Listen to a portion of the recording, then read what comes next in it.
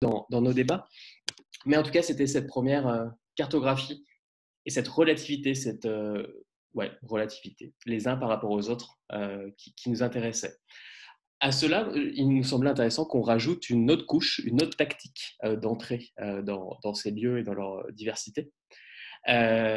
C'était la généalogie ou archéologie, voir un petit peu l'histoire, les différentes strates temporelles, les différentes époques, générations de ces lieux. D'où est-ce que ces lieux que l'on connaît aujourd'hui viennent, où est-ce qu'ils prennent leurs sources, dans quel courant idéologique, dans quel courant sémantique, dans quel référentiel métier. Et tout comme la cartographie d'Alexis a été une cartographie relative sur un référentiel mouvant, il m'intéressait de ne pas faire une généalogie qui se voudrait exhaustive et objective, mais d'en faire une située. De toute façon, toute recherche est située. Ça, on le sait depuis un petit moment. Et d'en faire aussi une généalogie assumée comme partisane, du moins qui est articulée à un positionnement, à une posture d'énonciation qui est la mienne, qui je suis, d'où je parle, à quel destinataire. Et vous commencez, il n'y a pas de partage d'écran pour le moment.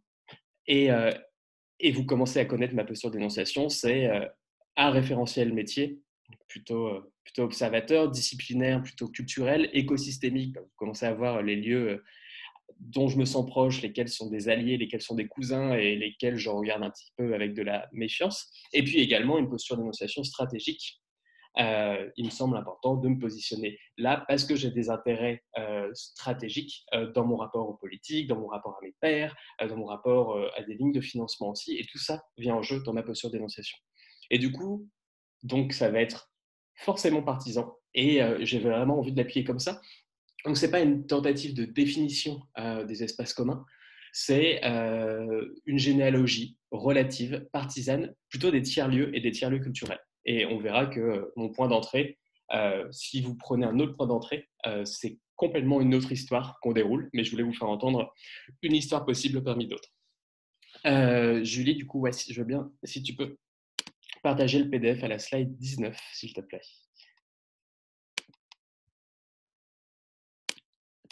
Zut, j'ai rajouté des slides, donc peut-être que ça t'a décalé. Peut-être qu'il vaut mieux pas que j'y rajoute, non? Ça doit être Non, à la page 21, du coup. t'inquiète. Parce que là, c'est un PDF indépendant que j'ai pas pu copier-coller sur. Merci. Est-ce que non, ça c'est la pub sur Encote. Tac. Ah ouais, faites-les vous-même. La slide juste d'avant, s'il te plaît, Julie. Merci beaucoup. Faites-les vous-même, do it yourself. Moi, ça fait 2-3 ans qu'on m'invite en conférence pour me demander de parler des tiers-lieux. Et notamment à des acteurs culturels et des institutions culturelles, un petit peu pour certaines poussiéreuses, des grosses machines avec une grosse masse salariale, avec beaucoup de respect des normes, etc., et qui n'arrivent plus trop à inventer, ou qui se rendent compte que leur modèle s'essouffle un petit peu, et qui viennent chercher des inspirations auprès des tiers-lieux. Alors très vite, je leur dis que... Et ils me demandent une définition du tiers-lieu.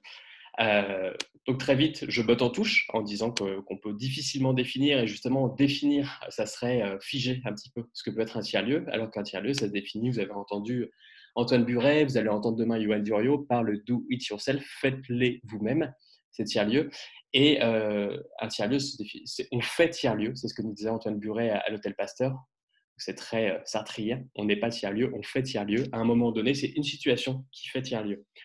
Comme journaliste, de toute façon, je me suis globalement toujours cassé les dents à essayer de définir le tiers-lieu. J'ai fait une bonne quinzaine d'articles et puis à chaque fois, je dis que j'y arrive pas. Et c'est vrai. Comme acteur de ces lieux, notamment à la station Gare des Mines, mais aussi à DOC, au 6B, je me suis rendu compte que les équipes étaient rétifs à des enjeux de définition, travaillaient plutôt sur l'organique, sur ce qui se fait à l'intérieur de ces lieux, sur le quotidien de ces lieux, et mettaient un petit peu à distance les définitions. Et comme accompagnant avec Encode, je me rends compte qu'il y a une immense diversité de situations, d'organisation, de sens et de représentation que les gens veulent bien mettre derrière ces lieux, que les équipes veulent bien mettre derrière ces lieux. Et que du coup, une définition, ça serait complètement aller à rebours de ce que sont les tiers-lieux aujourd'hui. Du coup, la méthodologie que je vais vous proposer aujourd'hui, mais qui sera très brève, mais c'est une espèce de tentative avortée de définition. C'est utiliser différentes tactiques d'entrée dans le tiers-lieu. qui vont chacune bah, ne pas être opérantes, mais qui vont dire certaines choses en termes de définition. Du coup, toute tentative de définition, je vous l'ai dit, est située et partisane. La mienne l'est. C'est une entrée par le champ culturel, qui est aussi un champ disciplinaire, un référentiel métier, mais c'est aussi une méthodologie, une idéologie, une politique. Sur la slide suivante, je lis s'il te plaît, quand vous allez sur Google et que vous tapez tiers-lieu, c'est assez intéressant. L'une des premières images qui arrive, c'est cette image d'Épinal, une souris dans un cappuccino ou un bon café. Et du coup, c'est un petit peu l'image qu'on peut avoir des tiers-lieux quand on n'est pas trop initié, quand on n'est pas trop au fait. En gros, un lieu assez accueillant où on peut boire du café avec une bonne connexion Internet, un lieu où on peut travailler. Un lieu où on peut travailler, mais qui ressemble un petit peu à la maison. Nous, c'est une définition un petit peu à minima, c'est une définition qui passe à côté de beaucoup de choses, et notamment de la dimension politique et potentiellement militante des tiers-lieux, mais c'est aussi une définition à minima que retiennent certains acteurs, dont des acteurs institutionnels venus d'en haut, qu'on va pouvoir rencontrer également mercredi. Mais je vous ai mis juste en dessous, en regard de cette image d'Épinal du tiers-lieu, le rapport Faire ensemble pour mieux vivre ensemble, qui est aussi appelé le rapport Mission Coworking, donc commandé par le Commissariat général à l'égalité des territoires, à Patrick Lévy-Vetz de la Fondation Travailler autrement. Et du coup, l'entrée pour décrire ces tiers-lieux sur tout le territoire français, est une entrée future du travail, mutualisation d'espaces de travail, euh, coworking, une entrée, oui, du coup, très coworking, et donc qui oriente et qui, du coup, potentiellement oublie, passe en angle mort certains traits définitoires du tiers-lieu. Euh, du coup, moi, ce que je vous propose, c'est plutôt une prise de recul par rapport à ça et voir quels sont les différents cousins, différentes générations qui amènent au tiers-lieu et qui viennent complexifier complètement cette image. Alors, il y aura une généalogie officielle qui est celle de Wikipédia, qui est celle de l'école des tiers-lieux et qui est celle aussi du ministère, en tout cas du Commissariat général à l'égalité des territoires. C'est l'histoire officielle de Ray Oldenburg, que vous avez dû lire depuis, que vous connaissez bien, qui est un sociologue urbain américain qui, en 89, écrit un bouquin qui s'appelle The Great Good Place. Et Ray Oldenburg, c'est un peu le monsieur ni. La définition qu'il donne d'un tiers-lieu, c'est une définition par la négative. C'est la même logique qui est à l'œuvre dans tiers-monde et tiers-état.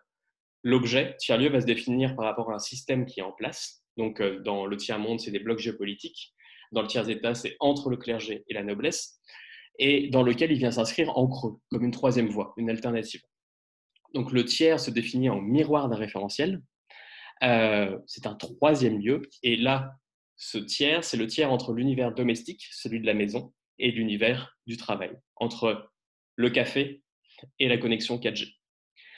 Cet entre-deux désigne une maison hors de la maison, ça ce sont les mots de Oldenburg, et en tout cas c'est une dualité entre un ressenti, le cocooning de chez soi, et une activité qui est celle de travailler, et qui va abolir le monotone métro boulot dodo et faire une synthèse du foyer et de la vie professionnelle.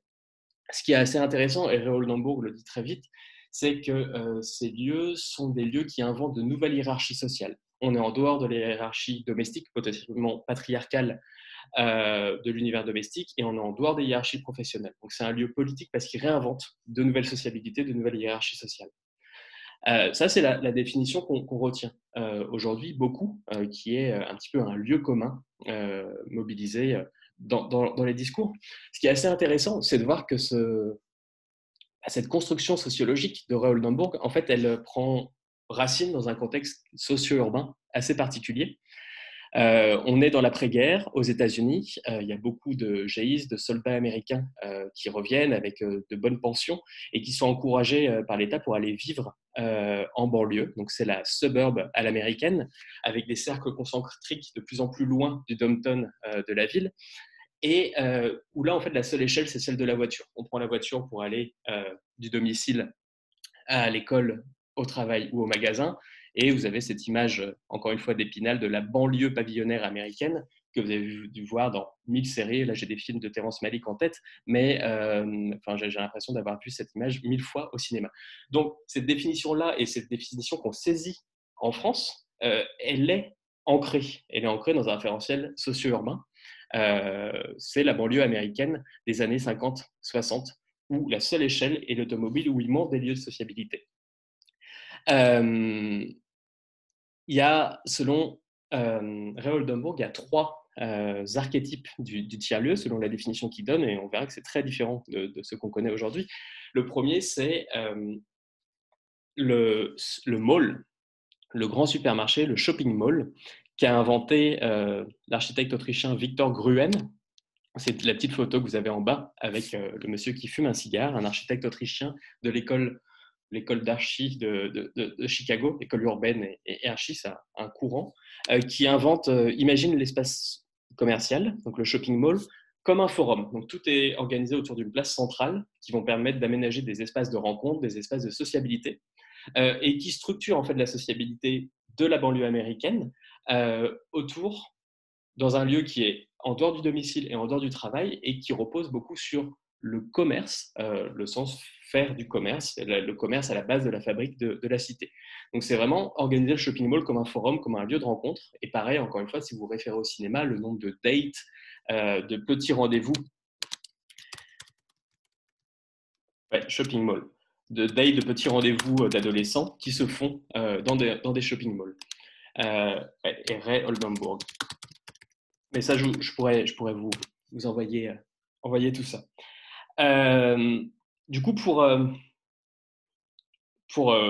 ce shopping mall, encore une fois, pour Victor Gruen comme pour Oldenburg, c'est sortir d'une dualité spatiale, sortir d'espaces contraints et créer ce qu'on appelle un espace choisi pour d'autres types d'interactions sociales. Ce qui est assez intéressant, il y a un bouquin de Thierry Pacaud, qui est géographe, urbaniste, et qui a écrit un bouquin qui s'appelle « Les villes meurent aussi », et qui parle de grands désastres urbains, du désastre de grands projets urbains, dont le Grand Paris. C'est assez rigolo. Il montre que Victor Gruen, à la fin de sa vie, il est revenu sur l'idéal du shopping mall qu'il avait en se disant finalement, j'ai failli, dans le sens où moi, ce que je mettais au centre de ces nouvelles sociabilités, c'était le commerce, c'était les interactions tarifées entre différents types de personnes, et que finalement, quand le commerce est devenu commercial, et en gros, quand les shopping malls ont été rachetés par des franchises, Starbucks, Zara, etc., il a perdu la vocation initiale de créer des sociabilités alternatives. Ray Oldenburg, à côté du shopping mall, il élit aussi la bibliothèque ou le diner room comme des tiers-lieux. Donc ça, ce sont les premiers tiers-lieux, selon Ray Oldenburg. Ça, c'est les tiers-lieux historiques. C'est des espaces de liberté, des espaces politiques, selon la définition qu'en donne Ray Oldenburg, et encore une fois, dans ce contexte qui est particulier. Et du coup, il retient la gratuité, l'accessibilité, le confort, l'interactivité, la conversation libre, et surtout, et c'est ça peut-être à retenir, l'abolition des hiérarchies, professionnelles comme familiales. Alors ça, c'était la définition globalement officielle. Il y a une autre généalogie, qui est une généalogie plutôt partisane. On a tout ça. Venir. On pourra vous envoyer tout ça, mais Jade et Adrien ont bossé là-dessus. Sur la généalogie partisane, en 2017, moi, je suis allé voir Johan Duriot, que vous allez rencontrer demain, de Movilab, un des grands monsieur des tiers-lieux en France, et Aurélien Marty, un théoricien également des tiers-lieux, et je leur parlais de Ray Oldenburg, que je venais de découvrir sur Wikipédia, entre autres. Et ils me disaient, c'est assez intéressant, et vous l'entendrez, ils vous le diront mieux demain, non, mais ça, c'est une histoire théorique, c'est une histoire officielle, c'est une histoire lissée, c'est une histoire a posteriori, c'est une relecture sociologique de quelque chose qui existe déjà depuis longtemps. Et selon ce qu'ils nous disent, ce sont des lieux qui prennent leurs racines dans la loose, dans le système D, donc ça c'est une citation, dans la débrouille et dans un ADN contre-système. Et quand on discute avec Aurélien Marty, avec Johan Duriot, mais aussi pléthore d'autres acteurs, plutôt des scènes underground et alternatives, ils nous disent, mais en fait, le tiers-lieu, qu'est-ce que c'est Le tiers-lieu, au départ, c'est le squat autogéré. C'est le squat autogéré, et ça serait peut-être la première définition d'un tiers-lieu à la française. Ce sont des squats qui fleurissent dans une contre-culture libertaire, notamment influencée, ou en tout cas qui peut être en lien avec ce qu'on appelle les zones d'autonomie temporaire, les TAZ, Temporary Artistic Zone. On en parlera demain, notamment sur les livres, et une référence d'Akimbe, les hétérotopies de Foucault. Donc c'est un ADN vraiment contre-système, contre-culture, et qui naissent du besoin du besoin d'espace pour vivre, du besoin d'espace pour créer, et de la colère qui est autant d'espaces vides, autant de résidences secondaires, et que certaines personnes ne puissent accéder à ces lieux. En France, la mouvance squat, c'est plutôt dans les années 80. Alors, avec une dimension militante affirmée, une abolition qu'on retrouve des hiérarchies traditionnelles et un mode d'organisation qui emprunte à l'autogestion, et également de questionner l'existant. Je viens dans un lieu, je fais avec ce lieu, le collectif est impacté par le collectif impacte le lieu. Donc ça, c'est des traits définitoires de ce que peut être un squat. Y a un bouquin de Cécile Péchu qui s'appelle Le squat, qui dit « Squatter, c'est entre autres pas de loyer à payer, pas d'interrogatoire à subir pour savoir si l'on peut repeindre sa chambre en fer pomme, c'est être libre et responsable dans son lieu de vie. C'est aussi un moyen de survie quotidienne qui peut mener à se questionner sur nos façons de vivre, sur le travail, sur la famille, sur la vie collective, sur le train-train quotidien, sur les possibilités de vivre nos idées dans une telle société. » Dans cette situation, ce qui est intéressant, c'est comment bon, en dehors des hiérarchies traditionnelles, on reprend un petit peu ce qui était ce que relevait Réol Dumbourg, et puis c'est la notion de réflexivité collective sur le monde. Et ça, c'est Johan Durieux pourra vous en parler demain, mais les squats et les tiers-lieux aujourd'hui, c'est un espace de réflexivité d'une communauté intentionnelle, donc d'un collectif, et qui se dit on a besoin d'un espace-temps pour avoir une réflexivité sur les mutations de plus en plus rapides du monde, que ce soit la révolution numérique, que ce soit la révolution du monde du travail, et ce que ça amène, un chômage de masse, etc. Donc un espace de réflexivité critique sur le monde. Donc ça, c'est le squat. Et derrière le squat, il y aurait la brique culture du squat, c'est l'artist run space, ou le squat artistique, où on vient rajouter la brique de la création et quelques attributs supplémentaires. Donc là, on a la coprésence du travail et de la vie. J'ai mon atelier à côté de mon lit. Je travaille et je vis sur le même lieu. Donc on accède au rêve romantique de la fusion totale de l'arrêt du travail. Le court-circuitage du cursus honorum de la culture. Donc, c'est pas je suis un artiste, je sors d'école, je montre mon travail dans une petite galerie, puis une galerie de taille moyenne, puis une grande. Mais c'est je peux montrer tout de suite mon travail, c'est un autre circuit, un circuit alternatif. La coprésence d'activités de création, de production. Donc, je crée, je conçois, mais j'ai des outils mutualisés pour produire et je diffuse. Donc, je peux montrer mes œuvres. Donc, ce qui va amener beaucoup de circulation entre ces trois phases artistiques, et également le décloisonnement des disciplines. On peut avoir à la fois du théâtre, du cinéma, des arts visuels et des registres entre les amateurs, les professionnels. Il y a un rapport divers à l'institution.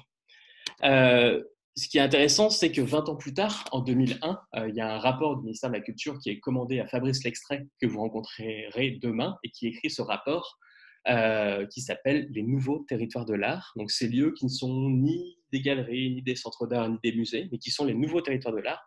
Et ben, dans ces nouveaux territoires de l'art, il y a des friches culturelles avec facette bordage qu'on rencontrera mercredi, mais 30% de ces espaces sont des squats. Et ça, il pourra vous en parler demain.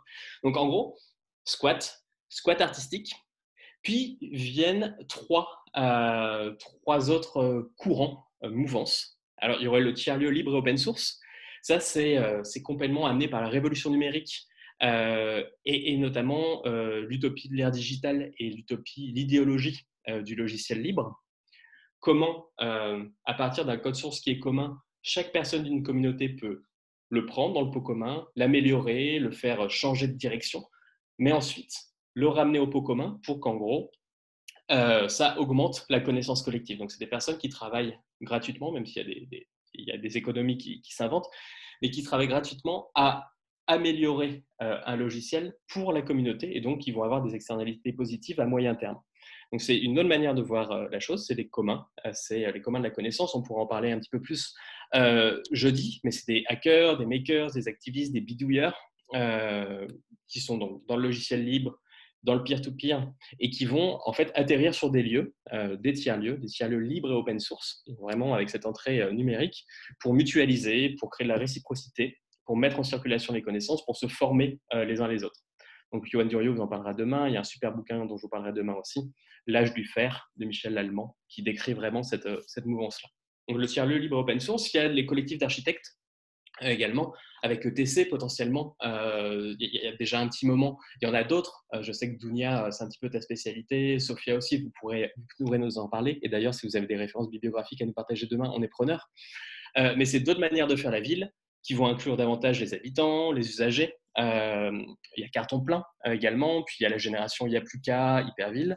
C'est pas ma spécialité, et demain, Arthur pourra nous en parler. Et puis d'un autre côté, et ça c'est un petit peu plus récent, on a comment exploiter à des fins culturelles, sociales ou événementielles les dents creuses de la ville. Ça, c'est l'urbanisme temporaire, qui a une histoire récente et qui arrive sur des changements de jeu et de posture des acteurs de la fabrique de la ville, les aménageurs, les collectivités, les promoteurs, qui incarnent une rupture de paradigme. On passe d'une logique de stock, donc un lieu qui a une fonction et qui va rester figé à une logique de flux. Comment un hôpital peut demain devenir les grands voisins et demain devenir autre chose pour potentiellement redevenir un hôpital en fonction des besoins, en fonction des usages qu'il suscite. Ça, on en parlera plus demain avec Fanny Cotet de Plateau Urbain, et qui nous parlera notamment du glissement de l'urbanisme temporaire à l'urbanisme transitoire ou de transition jusqu'à l'urbanisme solidaire. Et on aura aussi Cécile Diguet jeudi qui viendra nous parler des communs urbains et de l'urbanisme transitoire. Donc, ça, c'est la généalogie que je présente, c'est la généalogie que j'assume de mon point de vue et de ma posture de dénonciation. Et vous vous rendrez compte, et ça sera le cas dès demain, qu'on peut faire une toute autre généalogie en commençant par l'éducation populaire et les MJC. Ou on peut faire une toute autre idéologie avec un filtre, une lunette d'urbaniste. En tout cas, ce qui est intéressant, c'est de voir qu'il y a plein d'entrées différentes et que toute définition est problématique. Si on suit la logique de Réole d'Hambourg, le ni-ni, tous les espaces qui ne sont pas identifiés, qui sont au carrefour des sphères publiques et privées, sont des tiers-lieux. Tous les espaces qui sont un petit peu bizarres, non catégorisables, des squats, des artist run space, des friches, des hackerspace, des makerspace, autant de lieux qu'on retrouve sur la carte d'Alexis, le café associatif, la ferme urbaine, sont des tiers-lieux. Et peut-être. Plutôt que de donner des définitions, moi, ce qui m'intéresse dans ces modèles, c'est que de parler d'un lieu comme d'un Fab Lab ou d'un makerspace, ou d'un artist run space, d'un tiers-lieu culturel, d'un squat, d'une friche, c'est poser une définition, mais c'est aussi surtout teinter, c'est mettre un accent, mettre un focus sur une dimension de ce lieu. Quand je parle de Fab Lab, je vais mettre beaucoup plus le focus sur la fabrication locale, sur la mutualisation et sur la production. Je peux produire avec des outils numériques et aussi non numériques des objets pour un petit peu le tout venant, le grand public. Sur les makerspace, en fait, c'est comme un Fab Lab, mais avec un aspect communautaire, où là, le focus va être beaucoup plus mis sur les savoirs, les savoir-faire, la circulation de ces savoirs, la formation des membres, et une dimension, oui, beaucoup plus communautaire, avec beaucoup l'idéologie du logiciel libre et de l'open source autour. Donc, Fab Lab Makerspace, c'est pas du tout neutre, on va mettre un focus à un endroit ou à un autre.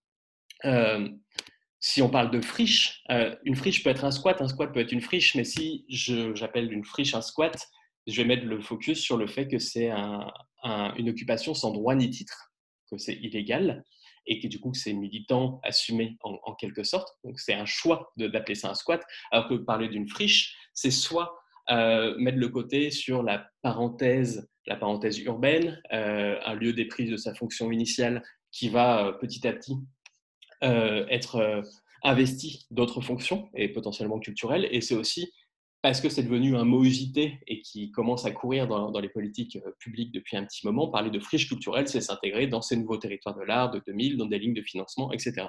Je ne vais pas plus loin sur cette démonstration. En tout cas, ce qui est intéressant, si tu peux aller à la slide suivante, Julie, s'il te plaît. Encore.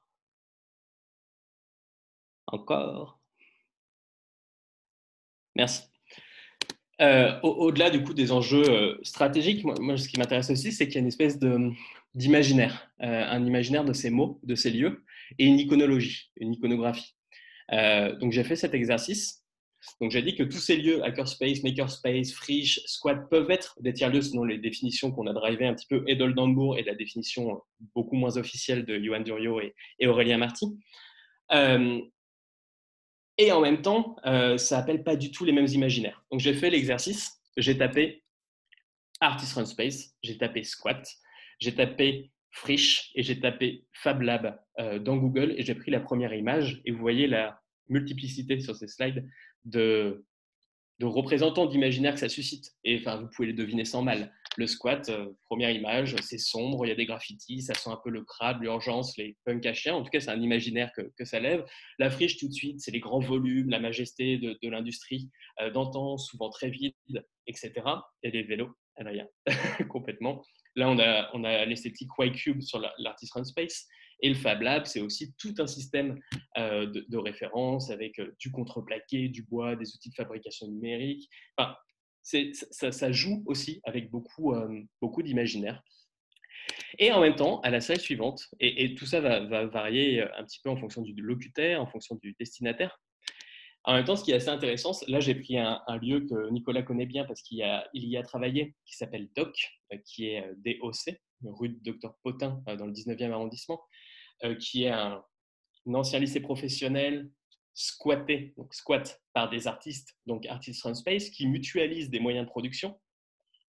Donc un atelier bois, un atelier métal, donc en quelque sorte DOC est un Fab Lab, qui est aussi un lieu de diffusion, mais un lieu de production qui est fermé le reste du temps, donc c'est l'image que vous avez en bas.